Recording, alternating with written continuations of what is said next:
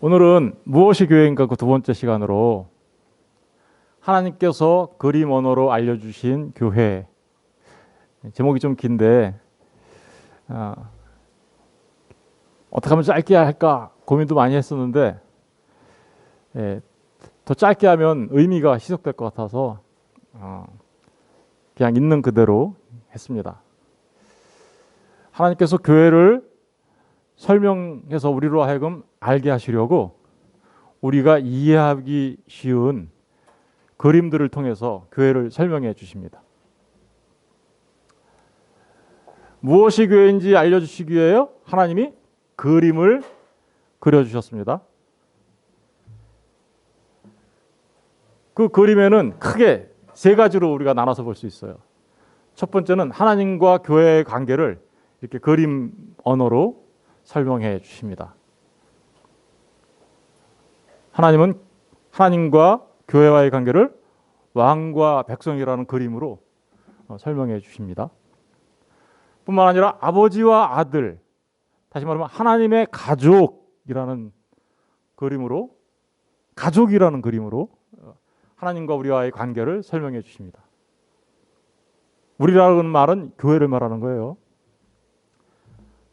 또한 남편과 아내와의 관계를 통해서도 교회, 하나님과 우리가 어떻게 관계를 맺고 있는지 설명해 주십니다. 목자와 양떼,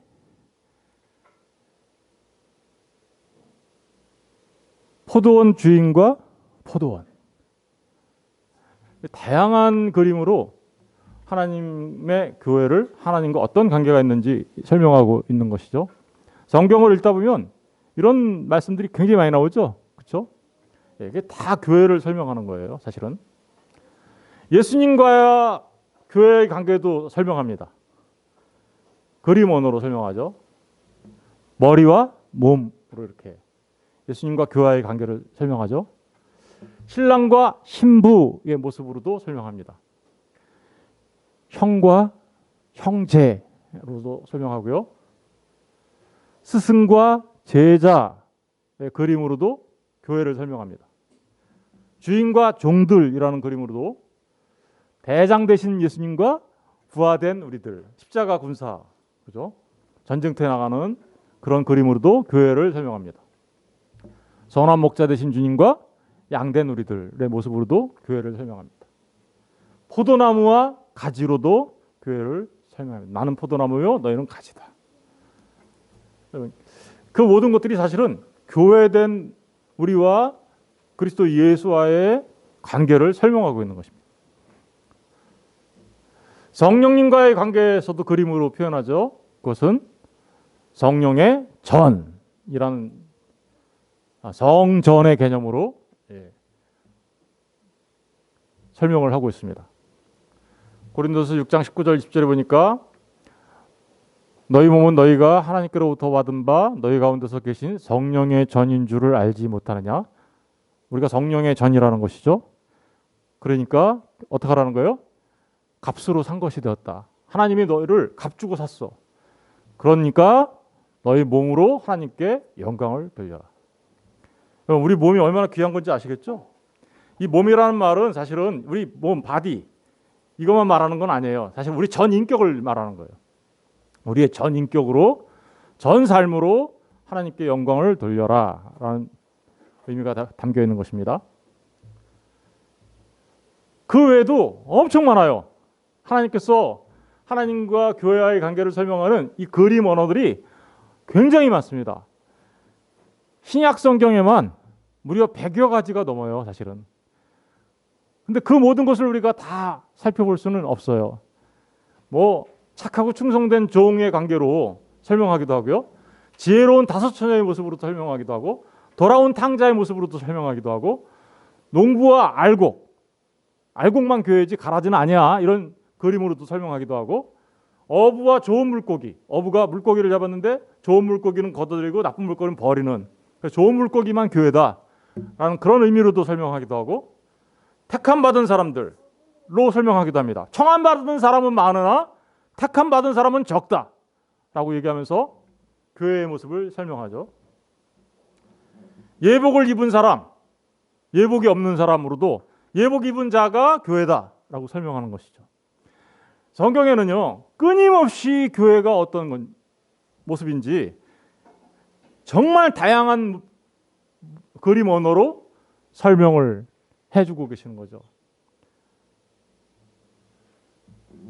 성경을 읽다 보면 그 모든 것들이 사실은 하나님의 백성된 교회를 설명하는 거예요.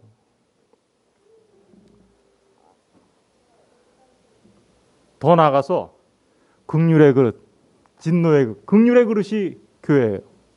하나님께서 택하신, 하나님께서 불쌍히 여겨주신, 긍휼히 여겨주신 자들이 교회예요. 빛과 소금으로도 표현하죠. 빛과 소금 된 자들이 교회예요. 이루 말할 수 없이 많은 표현들이 있어요. 그런데 이 모든 것을 오늘 다 살펴볼 수는 없죠, 그죠? 오늘은 교회에 관한 그림 3가지, 성도라면 꼭 알아야 되는 3가지 정도에 대해서만 집중해서 살펴보도록 하겠습니다. 그 첫 번째가 하나님의 성전이라는 표현이고요. 두 번째는 하나님의 가족이 교회예요. 그리고 그리스도의 몸. 그러니까 교회가 무엇인가를 설명하기 위하여 하나님은 이렇게 엄청나게 많은 그림을 동원하여 설명해 주고 있는 거예요, 우리한테. 오늘은 이 3가지에 집중해서 살펴보도록 하겠습니다. 먼저 하나님의 성전입니다. 하나님의 성전. 여러분, 성전 그러면 뭐가 생각나시나요? 백지예요? 이렇게? 네, 성전 그러면 제일 먼저 떠올리는 게 우리 성막을 떠올릴 수 있겠죠, 그죠? 예, 이스라엘 백성들이 출애굽한 이후에 광야길을 갈 때 모세를 통하여 하나님께서 성막을 주셨어요, 그죠? 그리고 그곳에 하나님이 임재하셔서 하나님이 이스라엘 백성들과 함께하는, 그게 바로 성막이었잖아요, 그죠? 하나님이 계신 곳이잖아요, 그죠? 그러니까 성막을 우리가 떠올릴 수 있어요. 그 성막이 좀 더 구체적으로 확대되고, 성막은 이동하죠. 그런데 고정화된 건물로 나타난 성전이 있었죠. 그게 뭐예요? 예루살렘 성전이죠. 예루살렘 성전. 그런데 하나님의 성전 그러면 사람들은 대부분이 이렇게 성막이나 예루살렘 성전 같은 건물로 생각하죠. 유대인들도 그렇게 생각했어요. 그런데 예수님이 뭐라 그래요? 저거 헐어버려라. 내가 3일 안에 다시 세울게. 이렇게 얘기하시죠. 예수님께서 이 성전을 헐라.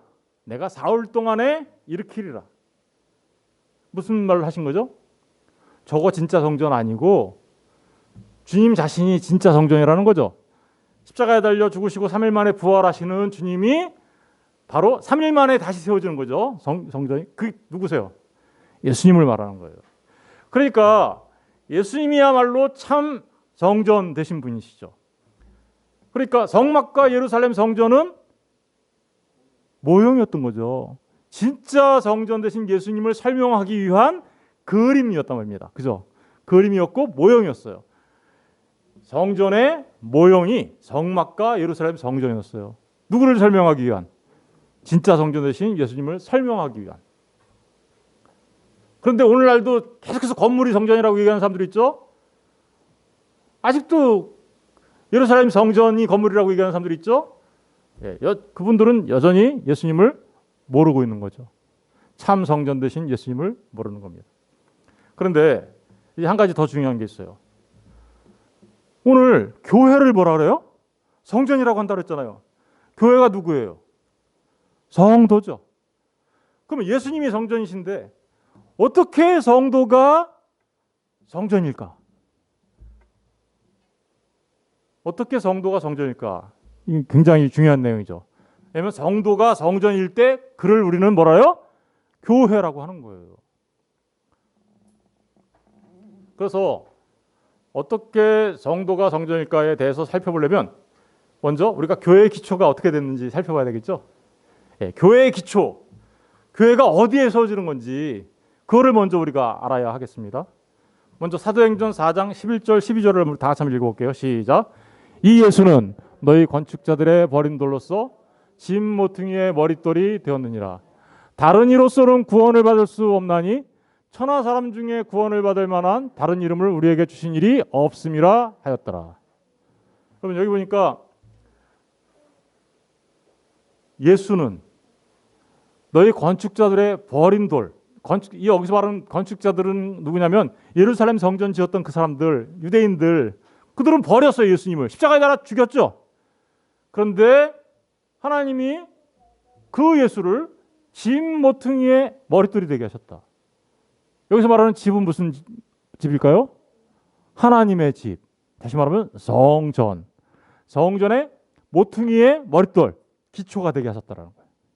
그렇죠? 그러니까 교회의 기초는 누구세요? 예수님이시죠. 베드로한테 예수님이 이렇게 얘기했죠. 주는 그리스도시요 살아계신 하나님의 아들이십니다라고 고백하자 예수님이 베드로에게 이렇게 얘기했죠. 내가 반석 위에 내 교회를 세울 거다. 음부의 권세가 이기지 못할 것이고 천국의 열쇠를 갖게 될 것이다. 이렇게 얘기하시죠. 바로 그 얘기를 다른 말로 얘기하면 짐 모퉁이의 머릿돌이 되신 예수님에 대해서 얘기하고 있는 거죠. 더 나아가면 다른 이로서는 구원받을 수 없다. 모퉁이의 머릿돌이 되었다는 얘기는 성전의 기초가 예수님이라는 얘기는 예수님 외에는 성전 건축될 수 없어. 이런 얘기죠.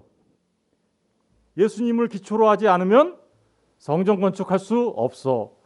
예수님을 기초로 하지 않으면 구원받지 못해. 그런 얘기를 하고 있는 겁니다. 그러니까 교회의 기초 되신 분은 누구예요? 예수님이시죠. 베드로전서 2장 6절과 7절 같이 읽어보겠습니다. 시작. 성경에 기록되었을 때 보라 내가 택한 보배로운 모퉁이 돌을 시온에 두노니 그를 믿는 자는 부끄러움을 당하지 아니하리라 하였으니 그러므로 믿는 너희에게는 보배이나 믿지 아니하는 자에게는 건축자들이 버린 그 돌이 모퉁이의 머릿돌이 되고 같은 말을 하고 있죠. 그죠? 근데 보니까 그 모퉁이 돌을 믿는 너희에게는 그분이 뭐라는 거예요? 보배가 되죠. 왜 그럴까요? 왜 보배죠? 코브에 써 있잖아요. 그를 믿는 자는 어떤 일을 안 당해요? 부끄러움을 당. 그를 믿는 자는 황당해하지 않을 거야. 당황해하지 않을 거야. 수많은 사람들이 하나님 앞에 설 때 당황해할 겁니다. 아, 하나님이 계셨구나. 아, 하나님의 심판이 나에게 임하겠구나. 그것 때문에 황당해하며 당황해할 겁니다. 그런데 예수를 믿는 사람들만 부끄러움을 당하지 않고 당황해하지 않을 겁니다. 왜 그럴까요? 주님이 우리의 기초가 되어주시기 때문에 구원의 기초. 믿는 너희에겐 그래서 어떻게 해요? 주님이 보배이신 거죠. 모퉁이의 머릿돌 되신 거죠. 에베소서 2장 20절도 한번 읽어볼게요. 시작. 너희는 사도들과 선지자들의 터 위에 세우심을 입은 자라 그리스도 예수께서 친히 모퉁이돌이 되셨느냐. 예수님이 기초가 되시고요. 그 위에 사도들이 터를 닦아놓고요. 그리고 우리는 그 위에 세워진 자들이다. 이렇게 얘기하죠. 여기서 말하는 사도와 선지자, 예수님이 기초가 됐어요. 그리고 터를 닦은 사람들이 있다고 그러죠. 사도들과 선지자들의 터 위에 우리가 세워졌다 그러잖아요. 교회에. 사도와 선지자들은요. 직접 하나님으로부터 계시를 받은 사람들이에요. 성경이 완성되기 전에, 그죠? 성경이 없었을 때 하나님으로부터 직접 계시를 받아 그 계시받은 하나님의 말씀을 우리에게 전해줬던 사람들. 한마디로 말하면 터를 닦았다는 얘기는 교회에 기초를 놓은 사람들 이런 뜻이에요. 그런데 초대교회만 존재했고 지금은 존재하지 않습니다. 왜 그럴까요? 네, 기초가 다 놓였죠. 여러분 우리가 건물을 짓는데 기초 놨는데 기초를 다 닦았어요? 건물을 짓고 있어요. 그런데 기초 또 닦아야 돼요? 아니죠. 이 아파트를 질 때도 토목공사를 막 해서 기초를 단단하게 다진 다음에 그 위에 이 아파트 건축물들을 올리잖아요. 건축물이 막 올라가고 있는데 기초를 다시 닦자? 그럼 말이 안 되는 거죠. 바로 사도와 선지자들은 바로 그렇게 기초를 닦았던 분들이에요. 그러니까 교회 초대교회 시대 성경이 완성되기 전에 우리에게 하나님의 말씀을 전해주고 그것을 기록하여서 우리에게 넘겨준 거죠. 그러니까 선지자들의 터 위에 우리가 세워졌다는 얘기는 그들이 예수 그리스도에 대하여 가르쳐 주신 진리의 말씀 위에라는 말이겠죠. 그렇죠? 그러니까 저와 여러분이 성전돼서 성전이 되려면 예수님이 모퉁이돌이 되시고 사도와 선지자를 통해서 우리에게 전해준 하나님의 말씀을 통해서 우리가 건축되어진다라는 뜻이에요. 하나님의 말씀 위에 우리가 세워지는 거죠. 말씀 없는 성전은 존재할 수가 없는 거죠. 그러니까 터라는 말이 바로 그런 거예요. 그래서 사도적 신앙 고백이에요. 바른 신앙의 말씀이 예수를 온전하게 믿는 믿음이에요. 그렇게 됐을 때 우리가 그리스도와 연합하게 되는 거죠.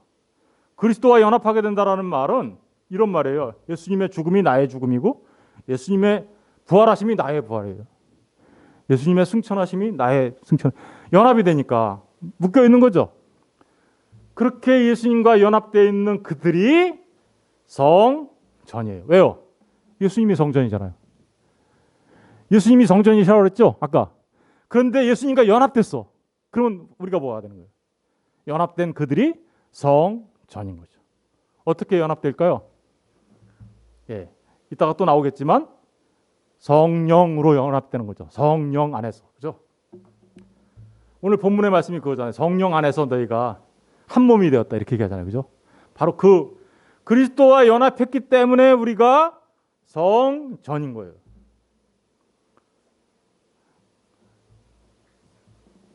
그런데 우리가 그리스도와 연합했는데 그리스도와 연합만 되나요? 우리 각자가 또 서로 연결되죠. 그죠? 예, 에베소서 2장 21절도 한번 같이 읽어볼게요. 시작. 그의 안에서 건물마다 서로 연결하여 주 안에서 성전이 되고 성도와 성도가 그리스도와 연합함으로써 생각해 보세요. 저도 그리스도에 연합해 있고 여러분들도 다 그리스도와 연합해 있어요. 그러면 우리가 서로가 다 어떻게요? 연합되어 있는 거죠. 그래서 서로 연결되어져서 주님 안에서 성전이 되어져 간다라고 말하고 있는 겁니다. 서로 연결되어 있다. 모퉁이돌 대신 십자가와 부활에 우리가 연결되어 있어요. 그리고 서로 연결되어 있어요. 우리 모두는 다 달라요. 그런데 서로 연결되어 있기 때문에 하나예요. 다름과 일치가 있어요. 그렇죠? 다 다르지만 하나로 연결되어 있어요. 이렇게 되는 거죠. 저 모퉁이돌 대신 모퉁이돌이에요. 저 큰 게. 그리고 그 옆에 있는 돌들은 전부 다 우리예요. 그래서 하나의 건물로 이렇게 지어져 가는 겁니다. 그러니까 어떻게 돼요? 성전이죠. 모두가. 제가 이해를 돕기 위하여 저 그림을 갖고 왔는데 또 다른 그림들도 있어요. 그런데 또 모퉁이돌이라는 그 돌이 이렇게 아치형으로 됐는데 그 가운데 딱 있는 그걸 갖다 모퉁이돌이라고 얘기하는 것들도 있는데 어쨌든 저 그림으로 여러분들이 이해하셨으면 좋겠어요. 그 모퉁이돌을 기준으로 다 돌들을 이렇게 연결해서 싸움으로써 건물이 되어가듯이 그렇게 우리가 성전이 되어간다라는 의미입니다. 그래서 아직도 지어져 가고 있으니까 교회는 어떤 상태예요? 교회는 공사 중이에요. 공사 중이에요. 저기 에베소서 2장 22절 다 같이 읽어볼게요. 시작. 너희도 성령 안에서 하나님이 거하실 처소가 되기 위하여 그리스도 예수 안에서 함께 지어져 가고 있다잖아요. 그죠? 그러니까 교회는 공사 중이죠. 교회가 공사 중이라는 얘기는 아직 완성이 덜 됐다는 얘기죠. 완성이 언제는 되겠죠. 그 우주적 교회 하나로. 그죠? 교회는 공사 중인데 그러다 보니까 어떤 일이 있어요? 우리 교회가 아직 완성되지 않은 상태이기 때문에 여러분 이게 아파트 질 때 지금 완성됐으니까 이렇게 보기가 좋지. 보기 완성되기 전은 어때요? 페인트도 안 되고 철근도 막 삐죽삐죽 튀어나오고 막 거기에 보면 이렇게 여러 가지 막 쌓여 있기도 하고 그러잖아요. 그럼 어때요? 보기가? 보기 안 좋죠. 그런 모습이 우리 교회 안에 아직 있어요. 우리들 안에 그렇게 연약함과 죄악된 모습들도 남아 있어요. 공사 중이기 때문에. 그러니까 공사 중인 교회를 너 교회가 왜 완벽하지 못해? 라고 말하면 그것은 그렇게 말하는 사람이 교회에 대해서 잘 모르는 거예요. 우리 교회를 보면 흠이 있을 수 있어요. 그래서 절대로 그 흠을 보고 너는 왜 이래? 라고 이렇게 비난할 수 없어요. 아직은 지어져 가고 있는 상태이기 때문에 그렇죠. 우리가 다 모두 연결된 교회로서 지어져 가고 있는 것뿐만 아니라 우리 스스로 각자 한 사람 한 사람들도 어때요? 아직은 우리가 지어져 가고 있는 교회 성전이죠. 그렇기 때문에 우리 안에는 저런 모습들이 남아 있는 거죠. 그거 보고서 너는 왜 이렇게 그런 모습이 남아 있어? 당신은 왜 그래? 이렇게 얘기할 수 없다라는 거예요. 왜요? 그들은 아직 공사 중이기 때문에 그래요. 공사 중 가다 보면 협조해 주셔서 감사합니다 이런 말 써 있거든요. 그러니까 우리가 어떻게 해야 돼요? 서로 잘 협조해야 돼요. 공사 중이니까. 예? 이해하고 돌봐줘야 되고. 협조한다라는 건 뭐예요? 공사할 때 내가 좀 불편하더라도 공사 잘 할 수 있도록 이렇게 피해가기도 하고 또 그들을 방해하지 않는다는 의미잖아요. 그러니까 우리가 서로 공사 중인 교회이기 때문에 그들이 잘 성장할 수 있도록 돕기도 하고 이해해 주기도 하고 때로는 내가 불편하지만 우회해 주기도 하고 그렇게 하면서 하는 게 교회예요. 그런데 언젠가는 성령 안에서 어떻게요? 완성될 겁니다. 완성될 거예요.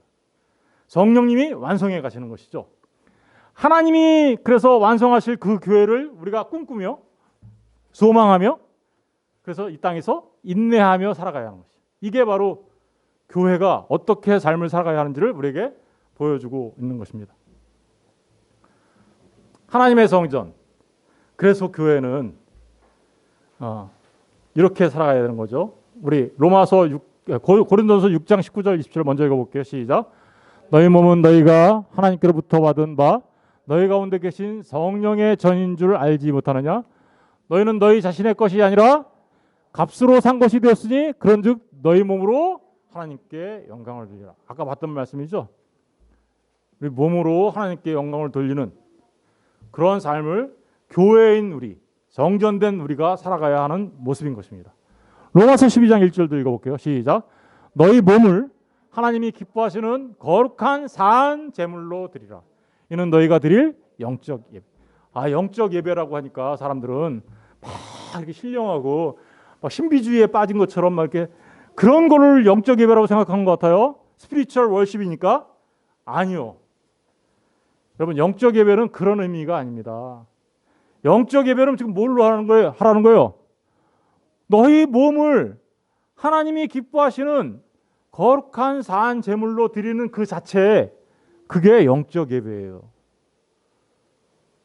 막 신비주의에 이렇게 빠지고 그러는 거예요? 아니죠. 우리의 신앙은 분명히 신비한 게 있습니다. 삼일체 하나님 신비하시죠. 그죠? 네, 신비하시죠. 예수님이 어떻게 하나님이시면서 사람이세요? 신비하죠. 그 신비가 있습니다.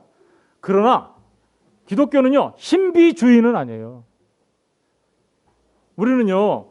신앙은요. 실질적인 삶의 모습인 거죠.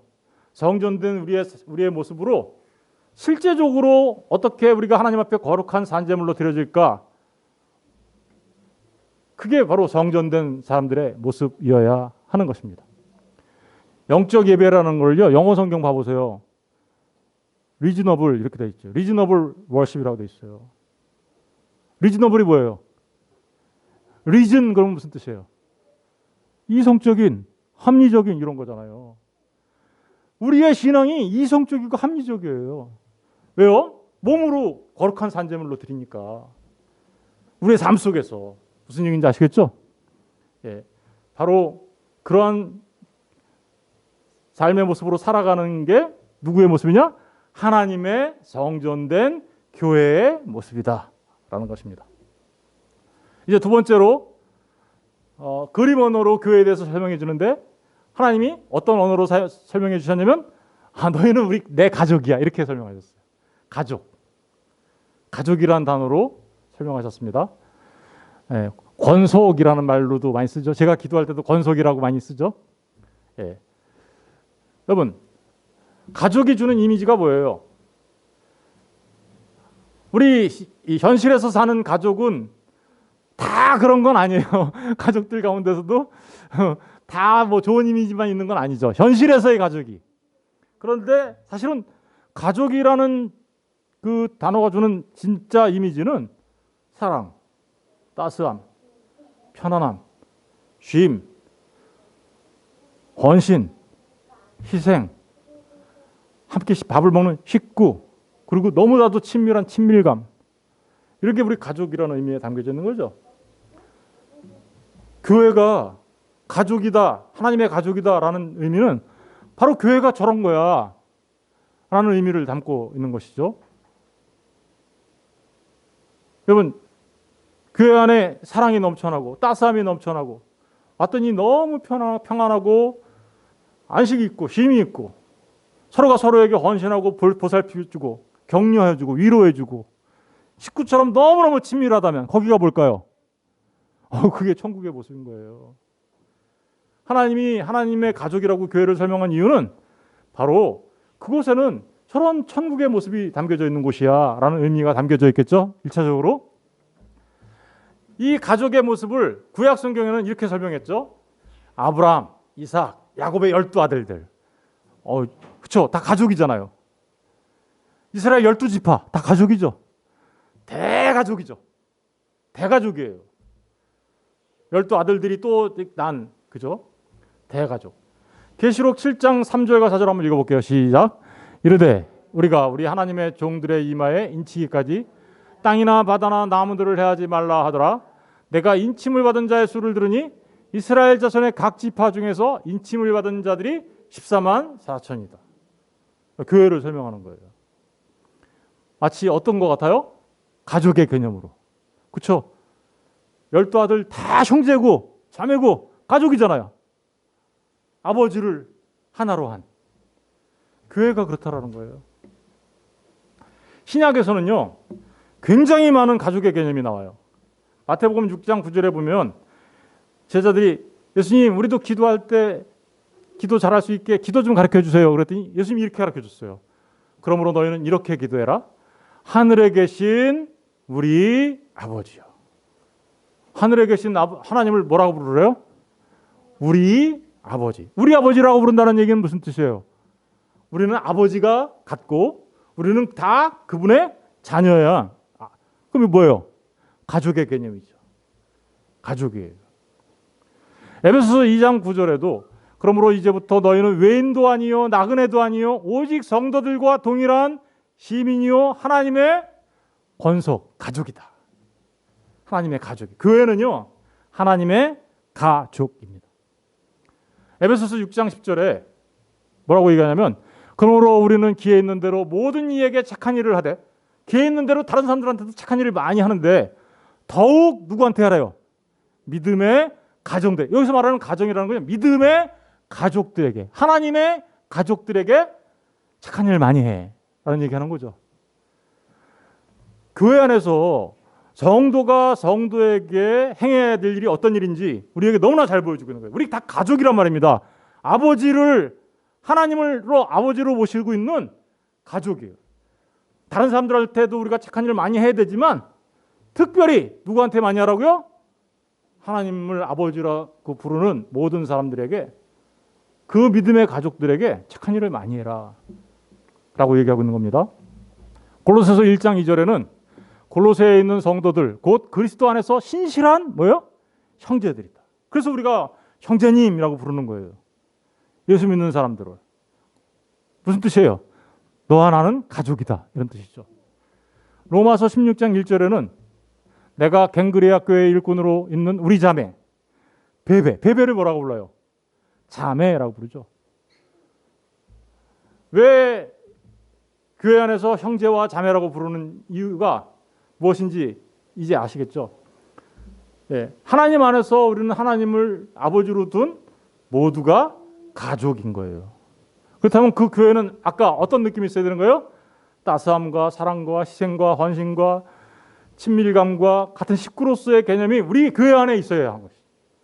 이게 바로 교회. 그래서 교회가 어떻게 세워져 가야 하는지를 그림으로 아주 너무나도 분명하게 우리에게 보여주고 있는 것입니다. 디모데전서 5장 1, 2절을 다 읽어볼게요. 다 같이 시작.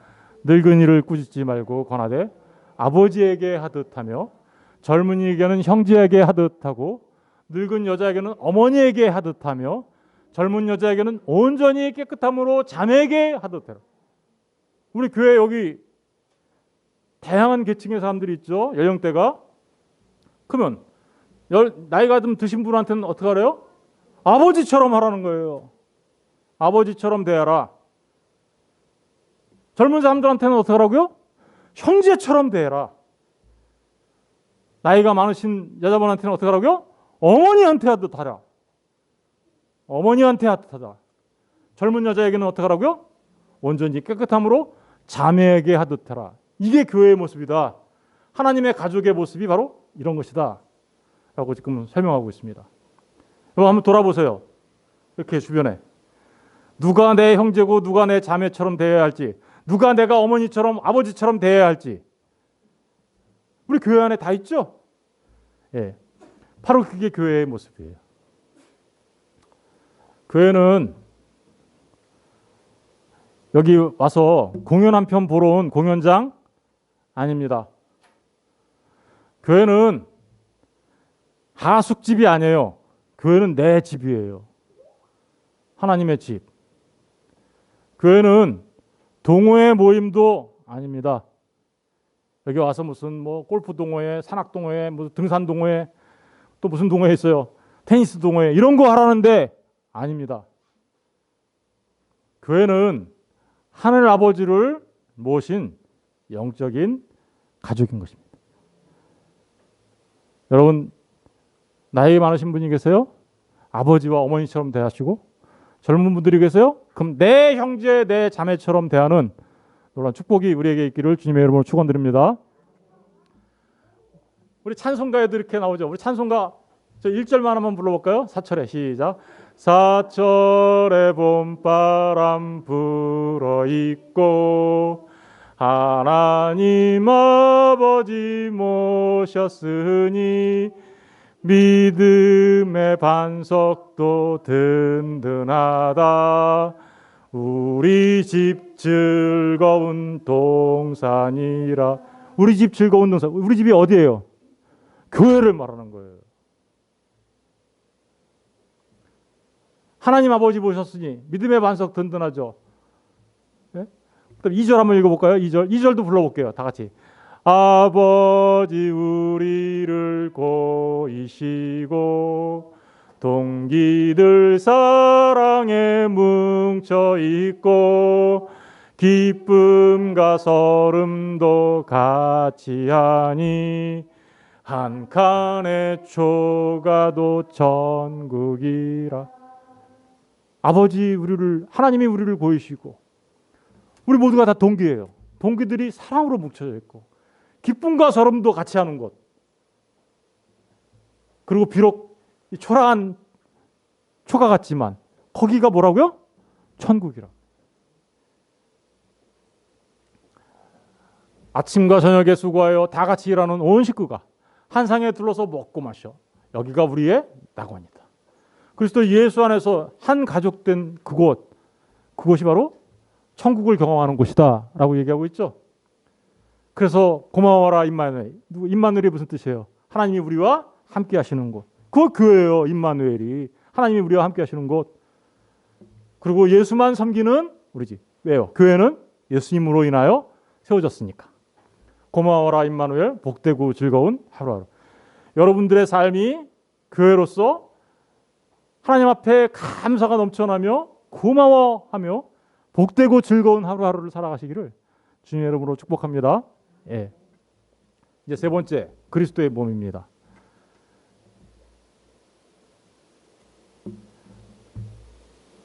아까 우리 교회는 그리스도와 연합했다고 했어요. 그리스도와 연합한 모습을 그림으로 잘 보여준 게 머리와 몸의 모습이죠. 머리 따로 몸 따로 있는 거 존재할 수 있어요, 없어요? 머리가 몸에서 분리되면 우린 그걸 뭐라 그래요? 죽었다. 그리스도에서 떨어져 나가면 연합되어 있지 않으면 죽은 자예요. 에베소서 1장 22절 읽어볼게요. 시작. 또 만물을 그의 발 아래 복종하게 하시고 그를 만물 위에 교회의 머리로 삼으셨다. 주님이 머리시고요. 우리는 주님의 몸이에요. 에베소서 4장 15절 다 같이 시작. 오직 사랑 안에서 참된 것을 하여 범사에 그에게까지 자랄지라. 그는 머리니 곧 그리스도가 우리의 교회의 머리예요. 골로새서 1장 18절도 다 같이 읽어볼게요. 시작. 그는 몸인 교회의 머리시라. 그가 근본이시다. 여러분, 머리와 몸 유기적으로 연결되어 있죠. 그죠? 떨어지면 어떻게 되는 거예요? 죽는 거예요. 그죠? 유기적으로 연결됐어요. 그 연결되어 있는 상태를 우리는 구원이라고 해요. 그런데 이 연결은 성령 안에서 성령에 의한 연합이에요. 성령님께서 우리에게 믿음을 주셔서 믿음을 통하여 그리스도와 우리가 하나로 연결되어 있단 말입니다. 그런데 이 머리와 연결되어 있는 몸인 교회는 누구의 통치를 받아야 하나요? 예, 그리스도의 다스림을 받아야 돼요. 이 머리가 우리 몸을 지배하죠. 그렇죠? 우리의 몸이 머리에 의해서 가기도 하고 서기도 하고 먹기도 하고 마시기도 하고 뭐 이러는 거 아니에요. 그렇죠? 다시 말하면 머리의 지배를 받아 우리 몸이 움직여요. 똑같아요. 머리 대신 그리스도의 통치와 지배를 받는 몸된 교회. 다시 말하면 그리스도 예수에 의해서 통치받으며 다스림을 받는 교회. 하나님의 말씀으로 다스림을 받는 교회. 결국은 그들은 주 예수의 말씀에 순복하고 순종하는 모습으로 나타나겠죠. 예, 바로 교회가 그렇다라는 것입니다. 주님의 말씀에 순복하고 순종하지 않고 있어요. 난 몸 아닌가? 이렇게 생각하셔야 돼요. 왜요? 머리에 의해서 지배받아야 되니까. 몸 따로 머리 따로 놀고 있어요. 그럼 이상한 거잖아요. 그거. 머리는 가라고 그러는데 다리가 안 가. 그럼 이거 내 다리 아니죠? 내 다리예요? 주님의 말씀에 순복하고 있는가 순종하고 있지 않는가를 생각해 보시면 내가 주님의 통치를 받고 있는가 아닌가를 알 수 있는 것이죠. 뿐만 아니라 몸은 머리와 연결되어 있는데 이 몸들도 서로 다 연결되어 있죠. 아까 그죠? 아까 그 모퉁이 돌에서는 모퉁이 돌에 연결되는 돌로 이렇게 표현했는데 머리와 몸에서는 어때요? 몸 안에 다 연결되어 있죠. 서로 성도 간에 연합이 있어요. 성도는 각각 다 달라요. 아까 그 돌도 어떤 돌은 큰 돌, 어떤 돌은 작은 돌, 어떤 돌은 짱돌, 그죠? 어떤 돌은 이렇게 튀어나온 돌, 잘 안 맞으면 이게 쌓는데 잘 안 맞아. 그럼 어떻게 돼요? 깨져 이렇게. 그래서 서로 딱 이렇게 맞게 만들죠. 그런 일들이 교회 안에서 있어요. 내 성품이, 인품이 이게 서로 잘 안 맞아. 그러면 하나님이 어떻게 해요? 순화시켜서 딱 맞게 만드시는 거죠. 성도들은 정말 다양해요. 그런데 통일성이 있어요. 하나예요. 왜냐? 같은 몸이기 때문에 그래요. 고린도서 12장 오늘 본문의 말씀이죠. 한번 읽어볼게요. 다 같이 시작. 몸은 하나인데 많은 지체가 있고 몸의 지체가 많으나 한 몸인과 같이 그리스도도 그러하니. 몸은 하나인데 많은 지체가 있죠. 우리 안에 여기 눈, 코, 귀, 입, 우리 오장, 육부, 뭐 팔, 다리, 뭐 뼈만 해도 200 몇 개가 있다 그러잖아요. 그죠? 그 많은 지체들이 다 다양해요. 그런데 그 모든 지체들이 다 모여야 하나의 교회가 되는 거예요. 하나의 몸이 되는 거예요. 그것과 똑같다라는 거예요. 13절을 읽어볼게요. 13절 시작. 우리가 유대인이나 헬라인이나 종이나 자유이나 다 다르죠. 그죠? 유대인, 헬라인, 종, 자유 다 다르죠. 그런데 공통점이 있어요. 통일성이 있네요. 어떤 통일성이 있나요? 다 같이 시작. 다 한 성령으로 세례를 받아 한 몸이 되었고 또 다 한 성령을 마시고 성령 안에서 우리 모두가 한 몸이 되었다라는 측면에서는 통일성이 있는 겁니다. 어떤 통일성? 다시 말하면 머리 대신 주님의 통치와 지배를 받는 통일성. 그죠? 잘 읽어볼게요. 14절. 몸은 시작. 몸은 한 지체뿐만 아니요 여럿이. 그렇죠. 보세요. 여럿이 있잖아요. 근데 15절. 만일 시작. 만일 발이 이르되 나는 손이 아니니 몸에 붙어 있지 아니하였다 할지라도 이로써 몸에 붙지 아니한 것이 아니요. 또 귀가 이르되 나는 눈이 아니니 몸에 붙지 아니하였다 할지라도 이로써 몸에 붙지 아니한 것이 아니니 만일 온몸이 눈이면 듣는 곳은 어디며 온몸이 듣는 곳이면 냄새 맡는 곳은 어디냐? 우리 얼굴이 전부 다 이게 코다. 그럼 어떡할 거예요? 눈도 없고 귀도 없고 입도 없다고 한번 생각해 보세요. 어때요? 여러분, 반대로 이게 다 눈이라고 한번 생각해 보세요. 그때 코도 없고 입도 없고 귀도 없어. 어때요? 너무 이상한 거잖아요. 그죠? 여러분, 우리 모두는 다 눈이 될 필요도 없고요. 우리 모두는 다 귀가 될 필요도 없어요. 우리 모두는 각자가 어떤 사람은 눈, 어떤 사람은 귀, 어떤 사람은 입, 어떤 사람은 팔다리, 어떤 사람은 오장육부, 어떤 사람은 간, 어떤 사람은 신장, 이런 역할을 하고 있단 말입니다. 그런 사람들이 전부 다 하나가 되어 뭐가 됐어요? 교회가 되었다 라는 거예요. 다른데 하나가 되었다라는 거죠. 그런데 계속해서 읽어볼게요. 18절. 그러나 시작. 그러나 이제 하나님이 그 원하시는 대로 지체를 각각 몸에 보세요. 그 원하는 대로 교회 안에 그 다양한 사람들을 마치 어떤 사람은 눈처럼, 어떤 사람은 귀처럼, 어떤 사람은 코처럼, 어떤 사람은 입처럼, 어떤 사람은 발톱처럼 이렇게 하나님이 각각 적합한 곳에 두셔서 사용하신다라는 거예요. 몸으로. 19절 다 같이 19절 시작. 만일 다 한 지체뿐이면 몸은 어디냐? 이제 지체는 나누나 몸은 하나다. 그죠? 다 달라요. 근데 몸은 하나예요. 통일성이 있어요. 다양성과 통일성이 있다라는 거예요. 다양성이 없으면 통일성은 아무런 의미가 없어요. 사실은. 그냥 각각 지체로서 그 기능을 해야 되기 때문에. 21절 자 같이 읽어보겠습니다. 시작. 눈이 손더러 내가 너를 쓸데없다 하거나 또한 머리가 발더러 내가 너를 쓸데없다 하지 못하려. 교회 안에서요. 어떤 사람은 찬양을 너무 잘해. 어떤 사람은 봉사를 너무 잘해. 어떤 사람은 그런 것도 잘 못하는데 하여간 뒤에서 이렇게 안내 같은 거 잘하고 그래. 근데 찬양을 잘하는 사람이 당신은 찬양을 못하니까 나보다 못하지 이렇게 얘기할 수 있어요? 어떤 사람은 부유해. 어떤 사람은 가난해. 어떤 사람은 그래서 헌금을 많이 해. 근데 어떤 사람은 마음은 있는데 못해. 그러니까 내가 부자니까 너는 나보다 못한 거야. 이렇게 얘기할 수 있어요? 반대로 나는 가진 게 없으니까 나는 찌질해. 이렇게 생각할 수 있어요? 아니요. 교회는 그런 곳이 아니라는 것입니다. 교회는요.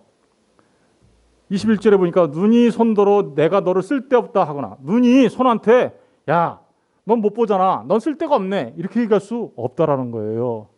또 머리가 발더러. 그죠? 발한테 야, 너는 생각도 못하네.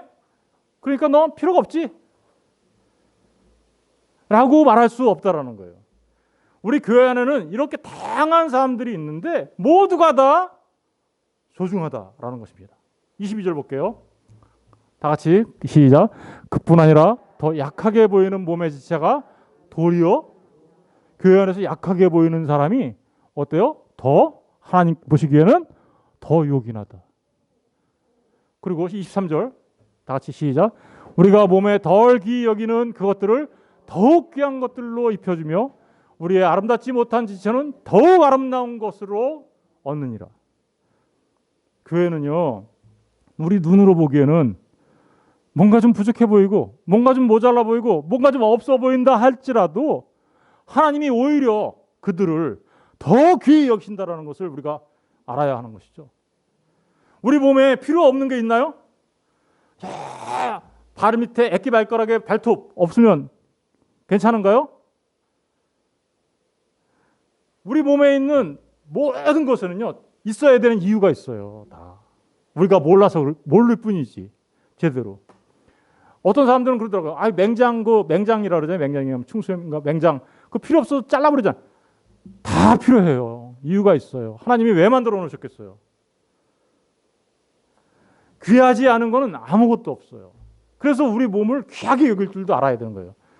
우리 교회가 바로 그렇다라는 거죠. 모든 사람이 전부 다 하나님 앞에 귀하다라는 것입니다. 그런즉 24절 읽어볼게요. 다 같이 시작. 우리의 아름다운 지체는 그럴 필요가 없느니라. 오직 하나님이 몸을 고르게 하여 부족한 지체에게 귀중함을 더하사 몸 가운데서 분쟁이 없고 오직 여러 지체가 서로 같이 돌보게. 중요한 건 뭐예요? 귀하고 안 귀하고가 중요한 게 아니라 여러 지체가 서로 같이 어떻게 했다고요? 돌보게 하셨다는 거예요. 다리가 없으면 여러분 눈 역할 할 수 있을 것 같아요? 밥 먹는 대로 가야 될 거 아니에요. 눈이 어떻게 혼자 가? 다리가 가야지. 손이 없어 봐요. 어떻게 입으로 밥을 넣어?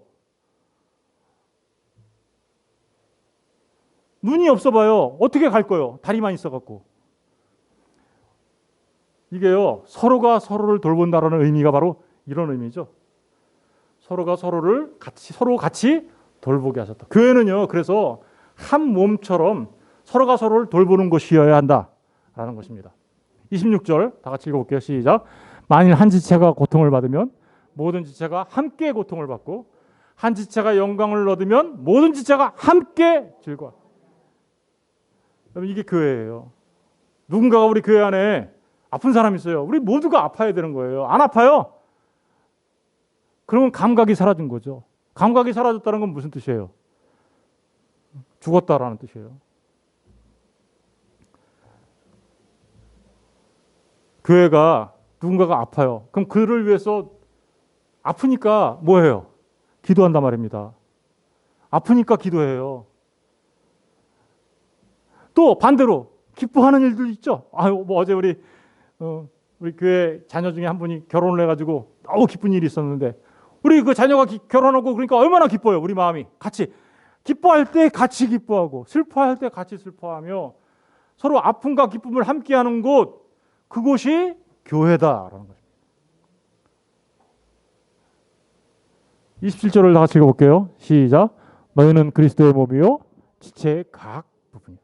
여러분이 그리스도의 몸된 각 지체의 각 부분이다. 서로가 서로를 돌봐야 한다라는 것입니다.